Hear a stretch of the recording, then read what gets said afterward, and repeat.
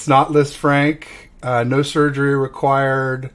Approximate timetable 7 to 8 weeks, which would put us like divisional round, NFC Championship, somewhere in there as a best case scenario. So lay it on me. What are you thinking about that, Grant? Well, I mean, it explains why they didn't do something drastic, right? They didn't beg Drew Brees to come out of retirement or anything like that. They signed Josh Johnson, and now they sort of hinted at the fact that it might have been better than they initially thought, and now they say it. So it's like it gives them options, because this is a team that's gone through 2 quarterbacks already. There's no guarantee that Brock Purdy will make it through the season. So this is great. There's no guarantee that Brock Purdy will play well. They could win a bunch of games in spite of him, and they could be dying for Jimmy Garoppolo to come back. On the other hand, Brock Purdy played well in this last game, and there's things right now that he does that Jimmy can't do. Like, he can avoid sacks that Jimmy can't avoid, and he can throw on the run. I think he kind of gives a shot of energy to the team. Of course, you don't know. He might be way worse than Jimmy. We don't know. But if he plays well and wins a playoff game, they're really just going to pull the plug on him to go back to Jimmy Garoppolo off a 2-month layoff coming off an injury. I mean, it's intriguing, but I don't think it's just a slam dunk that he's back, that he'll play another game with this. What do you think, Ted? Well, I mean, I think it's interesting. I think a lot depends on how Brock Purdy does. Can Brock Purdy stay healthy? I'd rather see Jimmy than Josh Johnson, obviously. Interesting that also news that just dropped, I think, right as we were coming on here, that the Rams claimed Baker Mayfield, who a lot of people thought the Niners might be interested in as a backup. So that's off the table. I mean, I think it's exactly what you said. Brock adds a little bit of energy. He's definitely more mobile. He's more accurate. I mean, he doesn't throw the ball as high. He throws into tighter windows.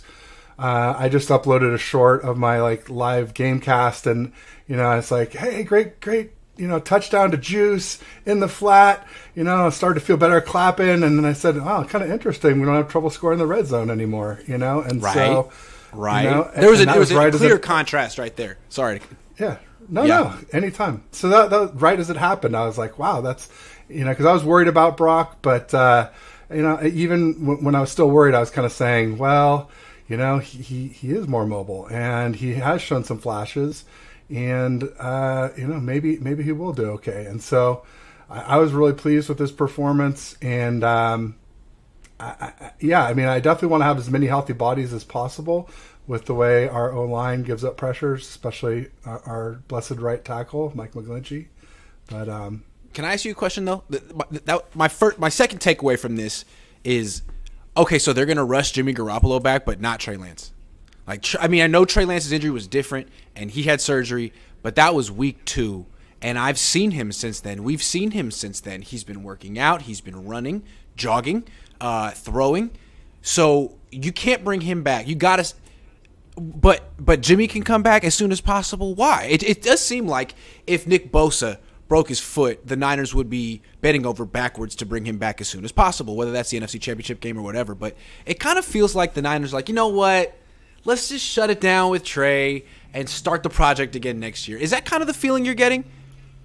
Absolutely. Well, until Monday, until Kyle said, well, if he's healthy, hell yeah, then, or heck yeah, or whatever the exact verbiage was. He's been so inconsistent, Kyle. Yeah. I mean, that was my whole thing when the whole injury thing came out. I just found a tweet recently where I was saying I thought he would be back at some point towards the end of the season or playoffs, right when it happened. And, I was saying I didn't trust him when they said he wouldn't be back. I think they just said it because they didn't want to talk about it every week. And they said it because they didn't want to be pressuring Trey Lance in case he didn't want to come back. But now they just said it for Jimmy. They just said it for Jimmy. You know what I'm saying? Well, so now that's hanging over Brock. I think there's the difference in starts. Jimmy's got over 50 starts, and Trey has 3 or 4. So I think that's part of it. Right. Are you going to give Trey his 5th start in the playoffs? That's his 5th start. Yeah, it's tough. That is tough. But we that being said, choice. Brock could be making his 5th start in the playoffs. You know what I mean? Yeah. Or Brock could be injured by then too. With the way he could be on Josh Johnson. Yeah, the way our O-line plays. Yeah. Not just the O-line, Ted, but also the way that Kyle Shanahan and Bobby Slowick seem to have a tough time beating blitzes with like scheme. I gotta say that all Brock Purdy did to beat the blitz was dodge a couple guys and then hit Kittle while taking a shot. Really, I don't think Kyle made any effective adjustments getting hot routes open. It seemed like his hot routes were covered, and his quarterbacks were getting blasted by free rushers. So if Kyle can't fix that, then Purdy's getting hurt. And I don't say that with glee or anything. No, but that's going to happen. Being realistic, yeah. Just being realistic. How many dudes can he dodge? He dodged at least 3 in this game. No doubt. And there was definitely a naked bootleg that very much reminded me of the Charger game where Jimmy, faked the handoff and Khalil Mack didn't buy it at all.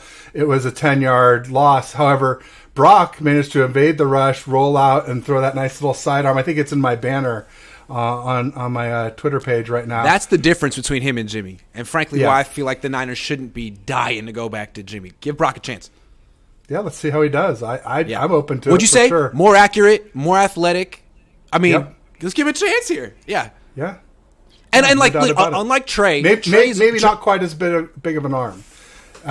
Maybe not. Brock maybe. I mean, not that Jimmy has a big arm, but I think he's a little bit better at those kind of maybe deeper intermediate throws. Maybe. I don't know. The thing that's so complicated about Trey is that he didn't even play in college. So although he is a great athlete and a great prospect, it just might take a while. The thing with Brock is in this team, in this situation right now on December 6th, he's a rookie who played 4 years in college.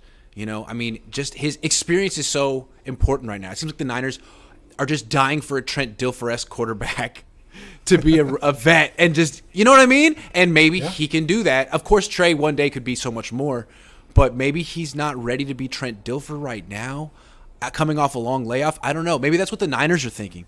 Anyway, Purdy has a chance. No doubt about it. Yeah, Trent Dilfer. There's some others you could throw into that list. Brad Johnson from the Bucks.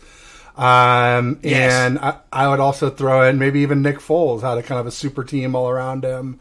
A lot of weapons. A great. Our offensive line isn't that great, but I think I like the Brad Johnson one because it's a connection to John Lynch.